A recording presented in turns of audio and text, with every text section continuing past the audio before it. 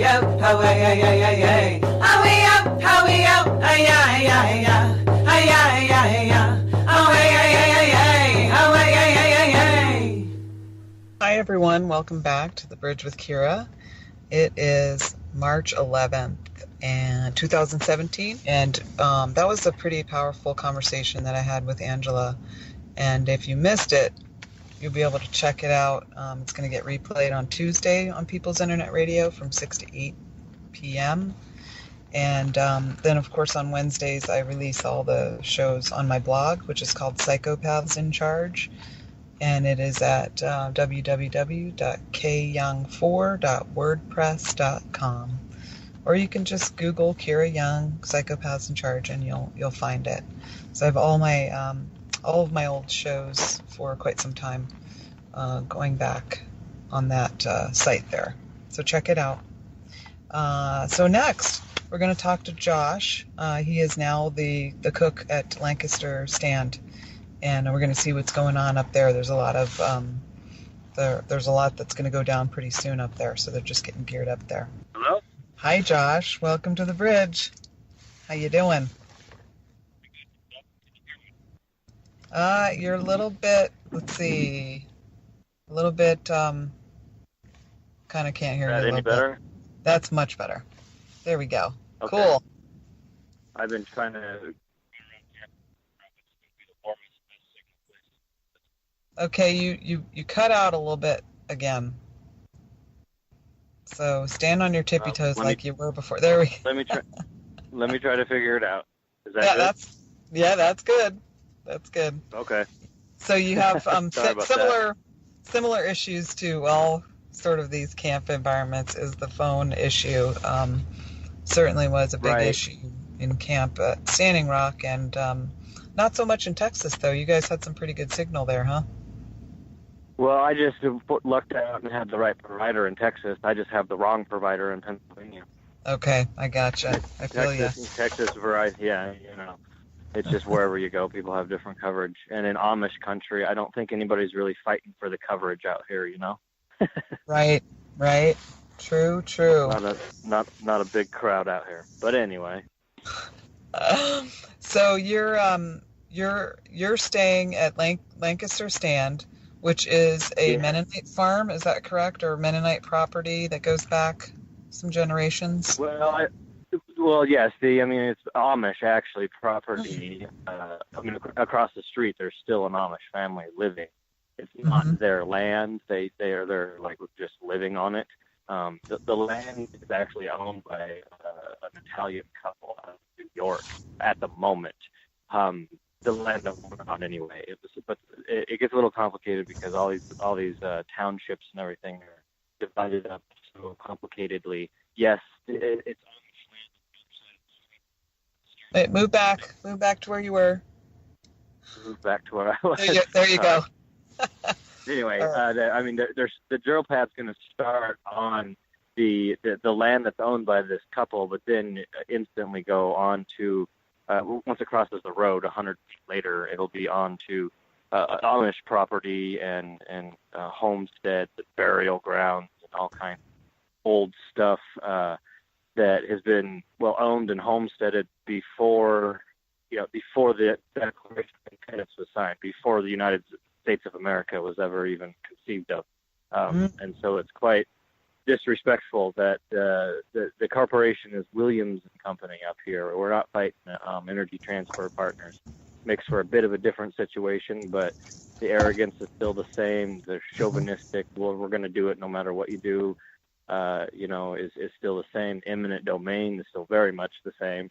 The Amish family across the street, if this pipeline goes through, which there's no else that we can do as far as paperwork and protesting on the side of a road.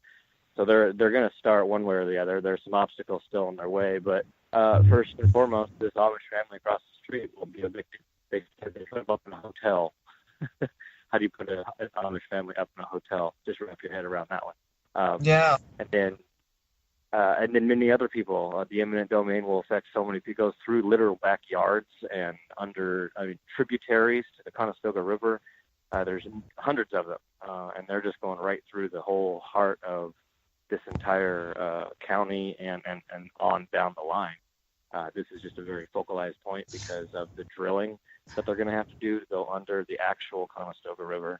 It's going to be a massive project and take months and months and months. And so following, suit to past pipeline construction, that's one of the very first things that they start.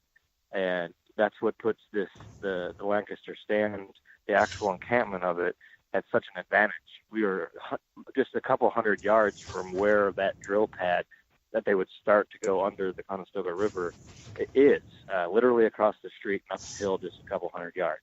You can see it. Wow. I'm standing at the actual, the little history on the name, the Lancaster Stand. There's actually stands, like treehouse, bird watch, deer hunt type stands that are actually built on stilts 20 feet up in the air or more, and there's two of them at different points of where they thought they had projected these drill pads to be. When they project these pipelines, they have hundreds of different routes, and they narrowed it down to these two drill pads that, okay, we're either going to drill here or there to go under this river. And so these guys built two of these huge stands, literally stands, to watch and be physically in the way at both of these narrowed down projected drill pads. And one of them, I'm looking at it right now. And then even if they start construction there, obviously we're going to be in their way, but then the pipeline won't even come onto our property that the camp's on. It'll go right next to it. We'll turn their construction that was supposed to take months into years. It'll just be really, really painful for them. Wow. I get too dark and too ominous there. But yeah, that's it's horrible. really quite spectacular how close it really is. Mm-hmm. Yeah, and then how many little streams and rivers and tributaries, like you say, it's going to go over this under the Calistoga. Did you say? What is it called? The river that it's going under? Wait, I can't hear you again. Hello, are you there? Yep. Okay. Sorry, so I think I know what the problem is, and I'll quit doing it. Okay. You turned the wrong way. So, what's the name of the river there? The Conestoga? The Conestoga River. Okay. Yeah.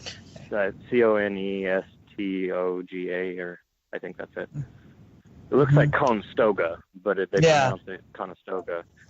Same with Lancaster. It's not Lancaster. I got jumped on by that. It's Lancaster. It's Lancaster, people. Lancaster. Yes. I'm from up north, I guess, but really where I'm from is at the same parallel as Pennsylvania, just on the other half of the country. In the Midwest. So the Midwest, they say. Yeah, they might say some other weird things. I'm not sure if they have an accent like they do in Philadelphia, where they call water wooder. And it's not that heavy. Some of the Amish have a pretty heavy, I don't even know what you call it other than Amish accent. Yeah, they speak a language. Their language is like, it's called Pennsylvania Dutch, but it's really a Germanic dialect.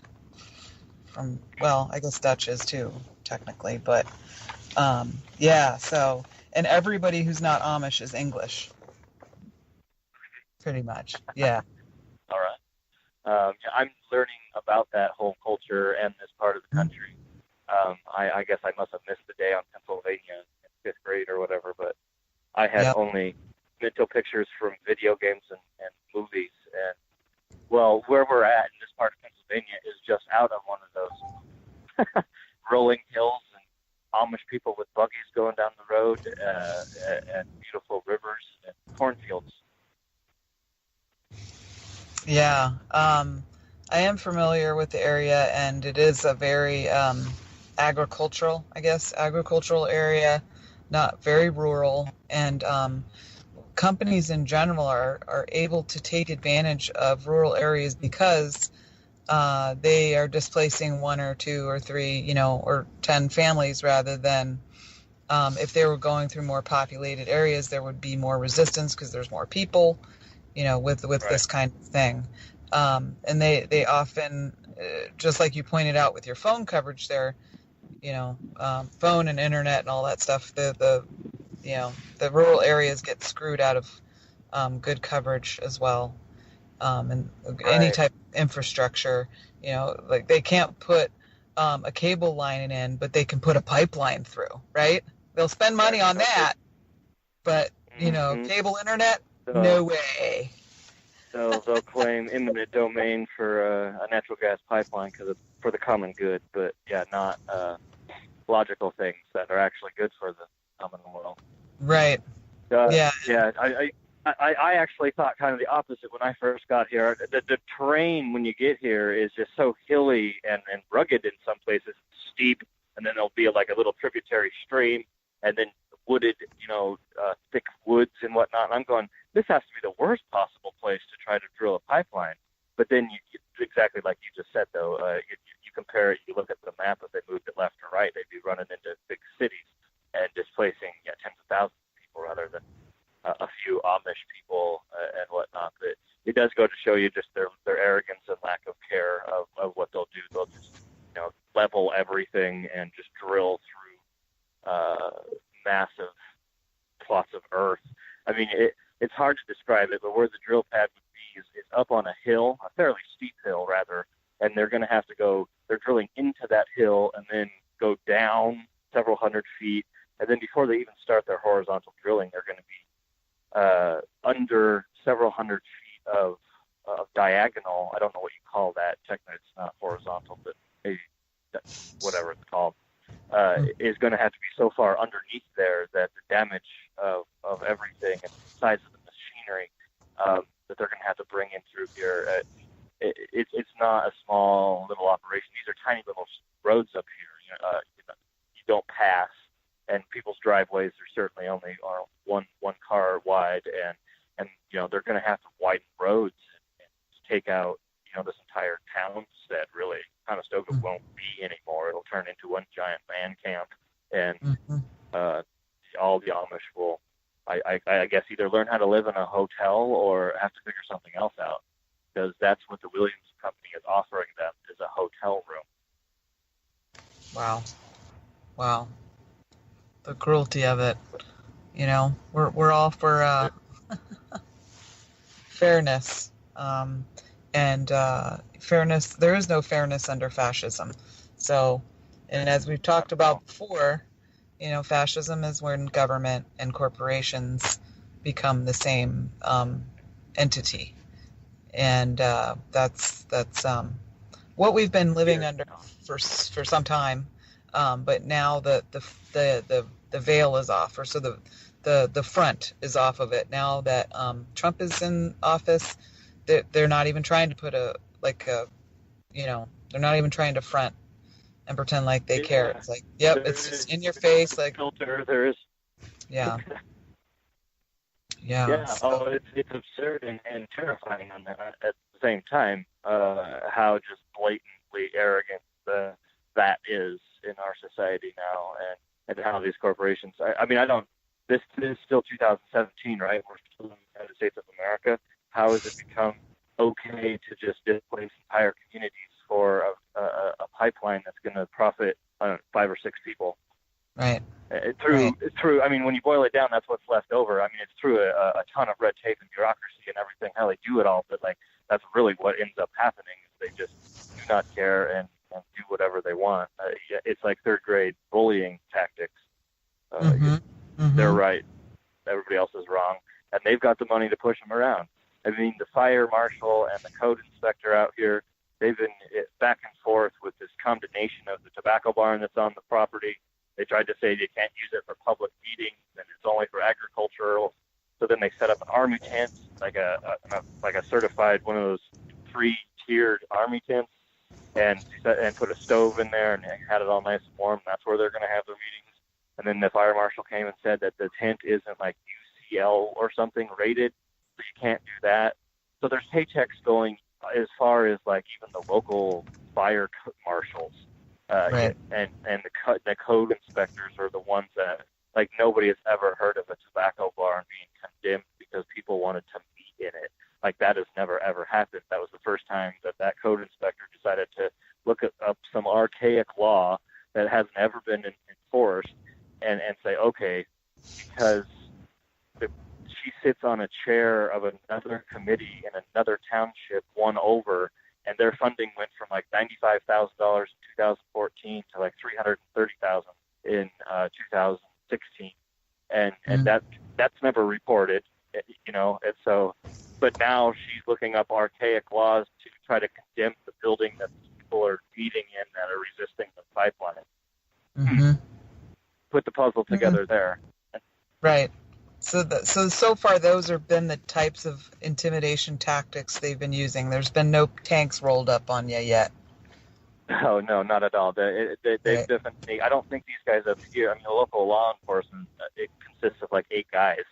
You know, Right. so they are on our side. The local law enforcement up here, and about 90% of the locals are definitely in support of what we're doing. And that's why it's so out of place for these code inspectors and the fire marshals to be in such opposition, because they're the only ones. They're making themselves stick out unbelievably. I don't think they quite know what's going on in the rest of the country, the momentum that Standing Rock has created, and everything else that's going on is about to unleash in Pennsylvania if they start cutting trees down and start widening this road here to bring in equipment. This camp would be an organizers of any sort of action, soft, hard, direct, whatever. This would be a wet dream, this camp. Just 100 yards away from where they would literally be bringing in every single piece of equipment to start a major bore drilling operation. I just want to get that out there. Yeah, so you need people to come. Well, okay, so here's the deal on that one. Here's where it gets complicated. We've got a very complex timeline going on right now. It's the 11th of March. Yesterday was the last day that any of these properties could go in physically or write a letter of protest to this pipeline coming through their property. People have already gone through all the mailings have come out to them, and they've got their notices, and they've got their offers of money and whatnot. They've either said yes or no, and yesterday was that cutoff point. Okay, so now between today and the 20th is when they have to finalize their eminent domain court claims. So all the people that said no are now being taken to eminent domain court in the next, 10 days. And we'll see what happens with that. But then on the 31st of March comes another very important date for some migratory birds, including the bald eagles. And they cannot cut trees after March 31st. April 1st is the cutoff date that any logging can happen anywhere out here. And so between today and March 31st, they've got to close on eminent domain cases and start cutting trees. And they could start cutting trees at any second. They've got permission to be on certain properties that they would start logging and start clearing. So there is no construction here in Conestoga as of right now. This camp is poised and ready. They've done everything they can as far as filing their injunctions and being there physically and appealing this and whatnot. But it's come down to where they're just pushing and shoving. There's survey markers on the road all over the place out here. I got the tour yesterday, and I mean they're out here surveying and have been for weeks. They're fully planning on doing this. It's just really hard to pinpoint when and where they're going to be doing what. We're just assuming that this drilling is going to be one of the major, if not the majorest, if that's even a word, processes of the whole pipeline. And so they've got to start that sooner than later. It just so happens that we're going to be a massive thorn in their side right across the street. Yeah, that's pretty beautiful. There's something to be said for the thorn in the side strategy. I've employed it myself on many occasions. Sometimes it's the only thing that works. Well, right, and the threat of it too. Right. But okay, so I don't want to. There's more to do than the Lancaster. I keep saying that, right? I'm proud of myself. There's more to do in Pennsylvania. Now, I don't know that they've put out a public or whatnot call yet, but things kind of got kicked into high gear over on the Mariner 2, the Sunoco/Mariner 2 pipeline, a couple hours away from here. And they've had an encampment there. They've gotten going, and they were kind of in the same boat as these guys here, where nothing was really going, and they were waiting for people to start clearing trees, and they didn't realize that everything was so far along. And I think just 2 days ago, they actually started coming in and setting up logger crews. They're actively cutting trees over there. So there's within 2.5 hours of each other, there's these two camps that are on this teetering point of construction starting to begin, which in itself, I hadn't even mentioned, is a massive advantage, to put Pennsylvania's struggle ahead of basically the rest of the country. Well, not the diamond. I don't know very much about what's going on down there, so I don't talk about it. But as far as getting ahead of the game and trying to kill these snakes before they hatch, Right. These guys they've been in this struggle for 2-3 years now, and I'm finding out that's the case of a lot of all these proceedings and everything. People have been fighting them legal way and whatnot, and it's come down to basically a last stand type situation where people are literally building treehouse structures to physically put their bodies in the way. And where was I going with that? This area, it has, well, I was the two camps, I guess, is what I'm saying. We're both at this boiling point of we need people, yes, but nothing's happening as of whatever it is, 5:30 on March 11th. Okay, now Right. 6:30 on March 11th, like shit could be hitting the fan and construction crew equipment could be rolling in here. Right. I've been here for a few days and I've talked to as many people as I can, and that's basically it. From the horse's mouth is anything could happen at any moment. And these people are definitely prepared and ready at this camp, to plug the actual stand here. I mean, they've got a massive cornfield. I don't know how many acres it is. It's a weird shape. 4 or 5 maybe. And then this big barn, and they've got a food truck that Stephanie Graybill pulled on. It's her personal truck that she makes a living with, and has put it here, and we're using it. She's got some obligations with it, I guess, that she'll take for a weekend, but she's coming back with it. There's water. The Amish people across the street have opened up their to us, so we have plenty of water. We got porta potties. There's security at the gate 24/7, and it locks if we need it to. Hell, we're in Amish country. Yeah. There's not a big crime rate out here, but as far as the actual encampment goes, I mean, we have pigs. We feed the pigs, and they do have a lodge that they fire up every once in a while. Well, having local law enforcement on your side is huge. I mean, huge. That's amazing. And that's another thing I guess I should stress if you're coming out towards this way is, this is not a North Dakota or a Texas or even parts of Florida situation where there is a strong opposition from the law. Even the locals, spend your money at the gas station and be friendly and say hi to the cops. Don't flip them off. They're on our side out here, and it's going to be massive when and if it does come down. Hopefully not. It's in order to make all these plans because we know that they're going to do it. But at the same time, we're out here trying to stop them too. And whether it's Standing Rock, whether it's Lancaster or the UK, everyone describes the same situation. Using the legal system that we have to try to come up with a result that it makes sense, that's sane, that values life, that values families and people and taxpayers, and that doesn't seem to work. And so that system is stacked against the people. And so when it comes to that and that system does not work, then what else do we have but to put our bodies in the way and our right. constitutional right to gather and say, we're not taking this crap anymore. That's all we got. I guess it's that, well, that whole situation still for an entire generation. You're fading. I run into it. Oh, sorry, is that better? A little bit.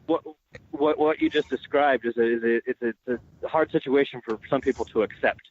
That the belief that these people, the natives or the people in Texas or whoever, that there isn't a certain amount of untruth to what they're reporting as far Whereas, yes, we've gone through all the legal proceedings. Yes, we've done all the appeals, and we've been there and done all that. There's still an entire generation of people that just think that, well, if you did that and it's that wrong, as you're saying, well, something's wrong there. Something should be done. Something should be taken. That should be taken care of. Therefore, you're just a bunch of crazy people in the woods that don't have jobs and are just using this pipeline as an excuse to camp out, which is more and more one of the most frustrating things that I've ever heard. I'm not homeless. I have employment on hold. My daughter is living with my parents. This is not a vacation for me. I don't feel that a lifestyle of consumption and living in society the way I was doing any benefit for the future of my daughter and this planet. Therefore, I decided to do something else about it. Right. It's not a vacation. It's a calling. Right. There's a difference. A calling and an obligation, in my opinion. This right. Gone on way too long and way too just out in the open and blunt. I mean, there's the other thing. It's not like this is a new struggle. Like these pipelines and these people, the arrogance of these corporations have been around for decades. I really do feel fairly strongly that the invention of the internet, more importantly, the social media aspect of it, has armed the people with a way to inform, to educate, to connect, network, and make fighting something like this on such a mass scale much easier. And without that, I mean, I wouldn't be in Lancaster without Facebook. Like that's how I got here. That's how I got to Texas. It's kind of almost, as a guy in the middle of those generations, it's almost shameful for me to admit that. But at the same time, like it is the tool that this generation, or however many there are, has used to formulate this movement. I don't know how else to put that. I guess other than that's my personal belief. I'm not speaking for anybody else, but it's a tool. It's a tool that we haven't had before, and it's definitely a powerful one. And both sides use it. Don't forget that. That's right. Both sides use it, and it's also the same tool that the other side is using for their various psyops and divide and conquer techniques. Which, if you look at them, they're the MO is always the same. With the divide and conquer technique. So once you see the MO, then you can recognize it again. Once you learn the difference between BS and something that sounds like it makes sense. If it doesn't sound like it doesn't even make sense, like just ignore it. I said, wait a minute, I thought this. There's a lot to be said about intuition. I think people should listen to it a lot more. I think it should be embraced on a little bit more serious of a notion. We the body that we were given or created or whatever is an extremely miracle of a machine, and then you just take that brain apart from it. There's a reason that we have instincts and those gut feelings. We're getting way deep into it now, but like I think if people would just go, hey, listen to that a little bit more. I do it a lot more, and life turns out okay. Right. I'm still kicking. That's right. You're still around. You're still here. You're still here. Right. Doing it. So you're putting your time in now in Pennsylvania, and there's no way to really know how long you'll be there because things can kick off at any moment. Right. I'm actually considering going over and checking out the guys over on the other pipeline. We've got 2 people here right now cooking, and it sounds like they're active tree cutting over there and could maybe use another hand as far as infrastructure goes. And that's really what I do best. And I kind of see it as, it's only 2.5 hours away. Jeez, I drove 1,800 miles to get here. Like 2.5 miles or 2.5 hours is not a big deal if I can just go back and forth. Yeah. So what is the name of the other camp? The White Pine something. Okay. If it's not on Facebook, that's probably for a reason. I probably have already said too much. But I talked with somebody over there this morning, and they're just at that tipping point to, where yeah, they want to go public, they want to make cry out or whatever you want to call it, but they're I don't know how to put it because I'm not there yet. That's really what I should have just said from the get-go. And tomorrow, I think I might run out there and check it out. So I'll know more about that tomorrow. But there's a big storm coming in on Monday. I'm trying to get some tips on where I would be best suited for all of this. And it's going to be huge. Yeah, well, they seem to need help over there, and I'm only doing half of what I could be here. Not that these guys they're getting going, and right now there's probably 20, 25 cars in the parking lot. Weekends are big. They've got massive local support. I don't even cook on the weekends. Nobody cooks around here on the weekends because all the locals bring us. Last night we had hand-delivered lasagna, salad, and some Aunt Wea cake that was named after somebody's that has passed away many generations ago. Basically the heaviest cake I've ever seen, with everything you could possibly stuff into a cake. Peanuts and walnuts and chocolate chips, coconut and apple chunks. Wow. But and there's a difference. It's a different aspect when people just roll in, a couple miles down. You're fading again there. Damn, sorry. Right. It's going through these people's backyards too. And they don't necessarily. It's not necessary for them to come camp here. Hell, they live 2 miles down the road, but they always come over and they're like, "You want to come take a shower? You want to come have a cup of cocoa? Get all the." I don't know any of these people from the area. But well, they're definitely friendly. That's very similar to what the water protectors are experiencing over in the UK, and how they've experienced their camp is massive local support, people bringing food, people offering showers, that kind of thing, which is how it should be everywhere. Really should. It makes the whole situation a lot easier.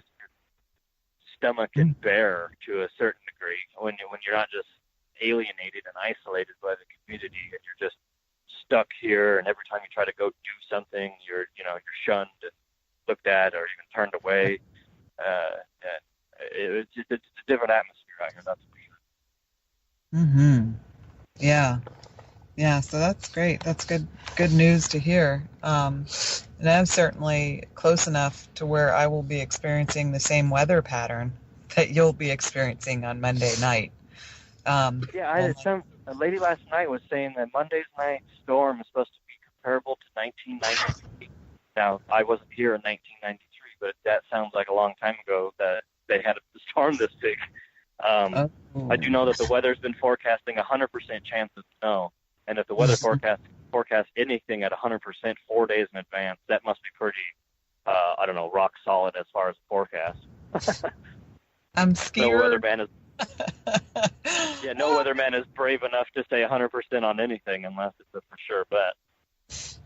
Well, I don't know about that, but it is interesting that just as things are kicking off like that this big storm is coming in, but it is forecasted. Whereas, when things happen at Standing Rock, this big blizzard came out of nowhere. Nobody knew. Did anybody even look at it? I don't think anybody was even looking at forecasts at Standing Rock anymore. What for? So you could just be depressed? The same shit would happen over and over again. So it was like, why do I want a screen to tell me, oh, it's going to be shitty? I caught myself doing that yesterday with our little freak snowstorms. I looked up at the sky and I'm going, man, I didn't see that in the forecast. So I actually pulled out my phone and I'm going, wait a minute. I'm freaking looking at the damn storm like it's going to be shitty. Why do I need my screen to tell me it's going to be shitty? It's right there. But that's how...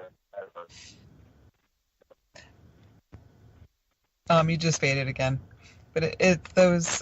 Really turn. I face one tree. I this one tree for face the right way, whichever way you need to face. You need to be facing whatever the right way is. It's hard not to move around too when you're talking and you're just carrying on and telling us what's going on. You there? I think I lost you there. You came back mid-sentence. Oh, okay. So not only is the weather shitty, but so is the cell service. Yeah. Well, on Verizon, I guess. I guess if you got an AT&T phone out here, then it's a whole different deal, and people are live streaming and shit. I tried live streaming a couple of times, and didn't even get 30 seconds. I don't even know if you can hear me right now. Yes, I can.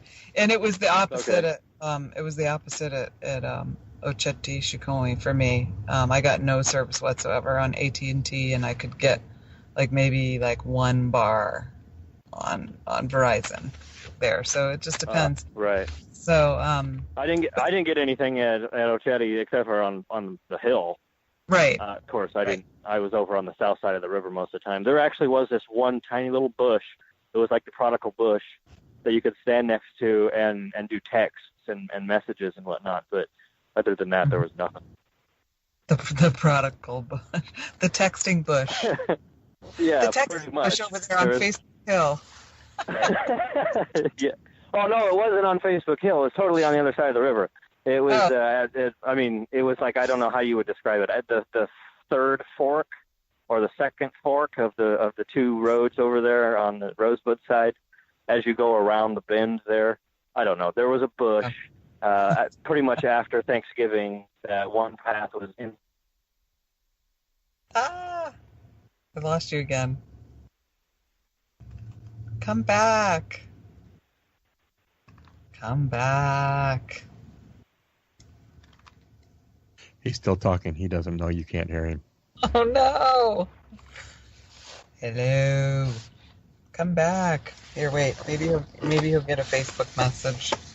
I can't hear anything that you're saying. I will send him a Facebook message. We're losing him. Let's see.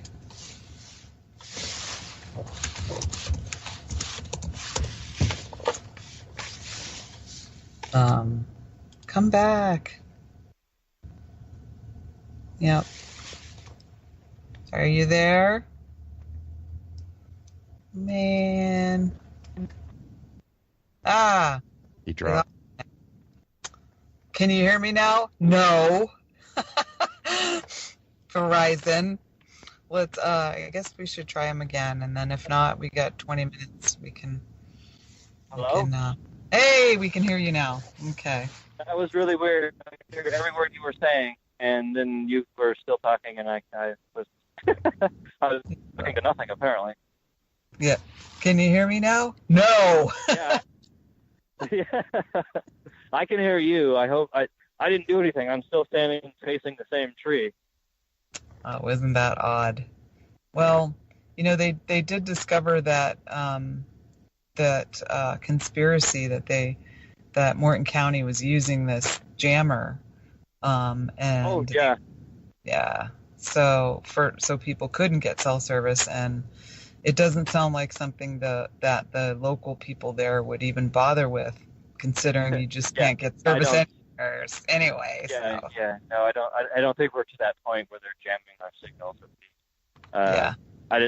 The guy from New York had experience with his batteries. He had his drone down yesterday, and he had them all fully charged, green-lighted. We all saw it, and his cell phone was at 70%, and he put everything up in the air for 30 seconds, and his cell phone just went zero. Everything just zeroed out in way less time than it was supposed to. But I don't know, that temperature. I really don't think there's ghost. Yeah, I don't. Whatever they call those things, the ghost spy ghost things, whatever the camera / whatever they're supposed to be doing. Those are very real, but I don't think that they're in Lancaster, Pennsylvania yet. Who knows? Maybe. Yeah, maybe that's on the way. Did you know that the Amish, they're not actually against telephones? They just won't keep them in the house. So a lot of times they have this little structure that they've built right next to the telephone pole that they have their phone in, and then they put this speaker on it, kind of like in camp or whatever. You might have summer camp, a speaker on the phone, so if it rings, you can run in the cabin and something like that. But it's on this little structure out right next to the pole, and so they have it. They're out, gardening or whatever. They can hear it ring. So they're not against getting rides.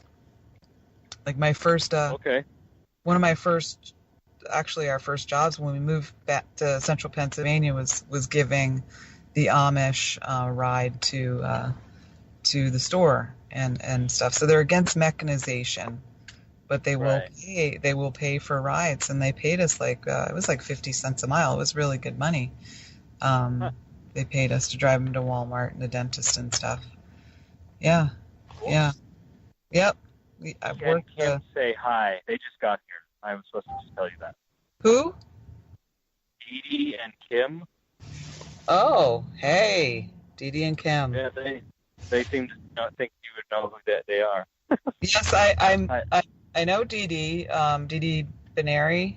She's actually been on the show before, and she was one of the medics up at Standing Rock. And then, but Okay. Kim could be like a few people, because there's a lot of Kims. Okay. So, and I had heard they were mess. Go ahead. I had heard through the grapevine that she was doing a live stream from there. So, Yeah, I guess, I'm not sure if they've done that or not, but they just got here. I forgot. She messaged me that they were coming. They brought some produce, tortillas for me. I can say tortillas, Texas. Yep. Anyway, I think they were planning on it. They certainly announced it. I don't know if they're. Looks like they just got it. So hopefully they have AT&T. Yeah, and like, what are you going to be live streaming though? You know, like the cornfield. You know, I mean. Well, yeah, that's kind of what I got here when I did my. I don't know if you watched any of those videos that I did, but yeah, I was trying to just do, hey, this is what's up. We're not like this is gonna turn into a frontline action camp, but that's not what it is right now. We're at this boiling point. I don't know. It's Right. I don't know how to advertise that. Yeah, people need to start making their way to Pennsylvania because it's a beautiful place. Come hang out and wait for them to start construction. But at the same time, like, know that before you're coming, I guess.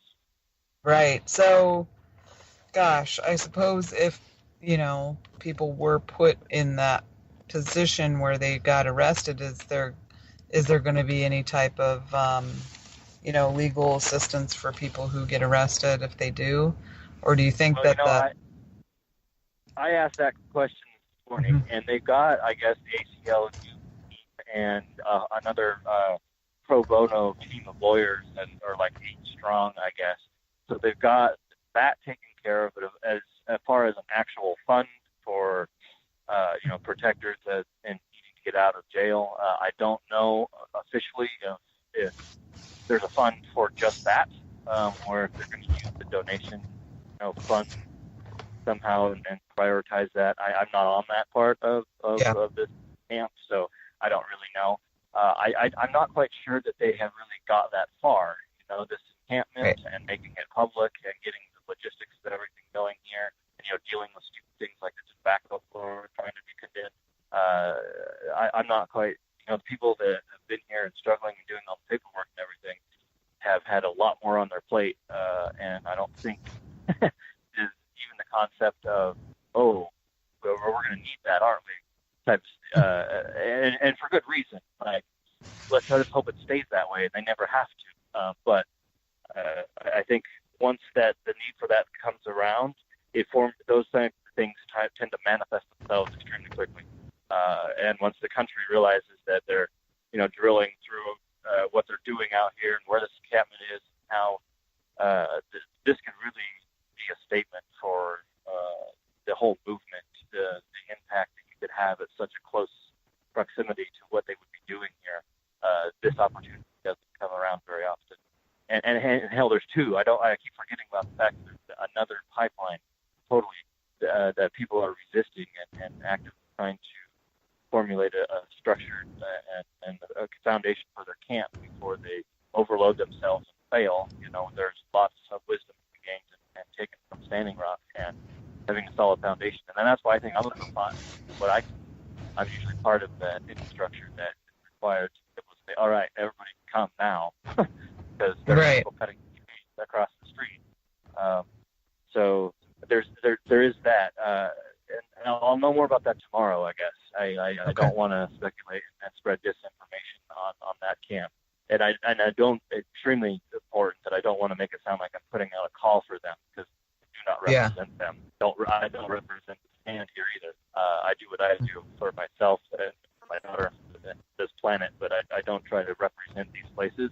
I just try to spread the information they want spread, and inform people of what's going on in this country. Right. So the pipeline that they're putting through, is this what's going to go through it? Is it fracked oil? Is it like crude oil? Natural gas. Natural gas. Okay, so that's pretty dangerous. One of those awesome open-ended clauses that says they reserve the right to at any time, use it for whatever they want. Wow. A lot of them are coming with that, like just in case they want to. Oh, we're out of natural gas, but yeah, let's just use it or milk, or I don't know. Yeah, like you can just use it for anything. Right. So, wow. No, they're going to be obsolete in less than a decade. The ban for exporting our natural resources was lifted 18 months ago, and they're just trying to take as advantage of this short little window of time as they can.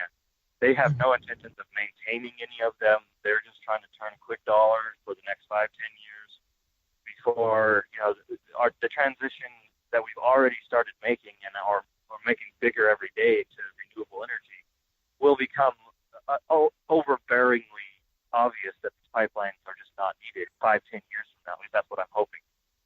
And the movement that we're doing today and what the work we're doing on the ground is preparing for that, and educating people to the just the complete pointlessness of these things and how they're not for the better good of the people and really only profiting just a couple people.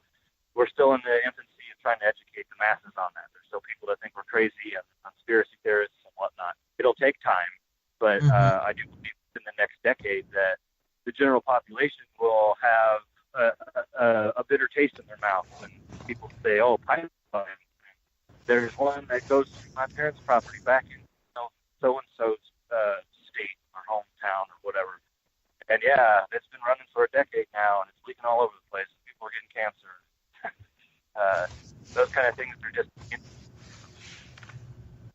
those are real, and they're very much happening. And we do not need these natural resources, these fossil fuels anymore. Yes, I still drive a car that runs on gasoline, but I don't. I try to make up for other reasons. I try to eat less meat and live a lifestyle of not over-consuming anything I don't need. As far as depending on, to justify my car a little bit more, what these pipelines that are being built now aren't for us. They aren't for domestic consumption. We have an abundance of fossil fuels in our own country right now, which is another thing nobody seems to realize. All these pipelines are built for export, for profit only, not for the common good. It's not like we have a shortage and we're importing all our fossil fuels anymore. We have enough for ourselves, and so we're good driving our own cars right now. The notion of poking holes in our ground and running pipelines crisscross through our rivers and watersheds, people's backyards, for 4 or 5 people's profit, well, to any sane person, it sounds insane. But we are in that infancy of educating people to that's the actual reality of there's. I mean, if you can prove it a different way, if you spell it out a different way, then be my guest. But for the last 4 months, I've been out here proving it the other way around, and that's how it is. It comes down to these last stand situations where people are sick of courtroom meetings and building the pipeline, and so they just start consuming. It's the exact opposite of the common good, for the common good. It's literally the exact opposite, because we pay the price. The environment, it's going through our own backyards. We pay all the price, and they get all the profit. And we don't even get the energy at the end of it either. We get nothing. Yeah. It's a big fat screw. That's how fascist oligarchies work. Exactly. And so that's what it takes is, when people imagine Nazi Germany, they imagine that everybody was just that knew what was happening and going on before the crap really hit the fan. They don't imagine that it was exactly like it is right now, where there were people that were screaming, "Hey, look what's happening to us!" And everybody was sticking their heads in the sand until it was too late, and then they really had no, their choices were even more limited after that. So and their families were threatened and what. Last time I talked to you, I brought that article up that was done by The Guardian about they interviewed the 105-year-old lady who used to be the secretary of like one of Hitler's top propagandists, and the whole article. The whole article. What's that? What did you say about the article? What the article said? Oh, that the lady her point in the article was that wake up before you can, before it becomes to the point where you're already involved. You extradite you, and if you speak up. I mean that's how it happened in Nazi Germany. The people that thought they were part of a brand new government and part of something big and positive and brand new went with it for so long until they realized that they couldn't go against it, or their children would disappear, or their paychecks and houses would be burnt and everything. I know that's a bit extreme for right now, but what the lady's point was you won't realize it's happening. So wake up now and look around and try to figure out what's actually going on around you instead of just taking one newscaster's point of view for it. Right, exactly. Which is I guess where the internet comes into play, because information is instantaneous at every outlet possible. So if you've got a question, if something seems fishy on the news or out of place or just wrong, probably is. Go find out why. Right, and use your common sense. I mean, doesn't sound right. Common sense isn't very common these days. I know, unfortunately, it's true. It's very, very true. So we have a couple more minutes left. Is there anything that you wanted to get out there before we wrap things up? I think I covered the bases as far as this camp goes. The guys that have been. I mean, the encampment itself was a big decision on the landowners, obviously, and the guys that have physically built these stand structures and have been fighting this for years and years. A lot of the people that are in the core group here have said no to the pipeline, and they aren't going to go through their property, and they've kind of won their own little personal battles, but yet they're still, out here in their home. The people that have come from out of state or out of the area and are actually out there. It's a big, much more welcoming of the situation. It's definitely refreshing to know that you can run into the gas station and not be turned away, or actually be right. Well, it looks like we're gonna it's come to the end of our show. You faded out there a little bit in the end, but we've really enjoyed having you on despite our technical difficulty with the service. No problem. And keep tagging me to stuff so people can keep up on what's going on there. And please do let us know what happens when you go to the other camp as well. Thank you so much, Josh. Okay. Thank you.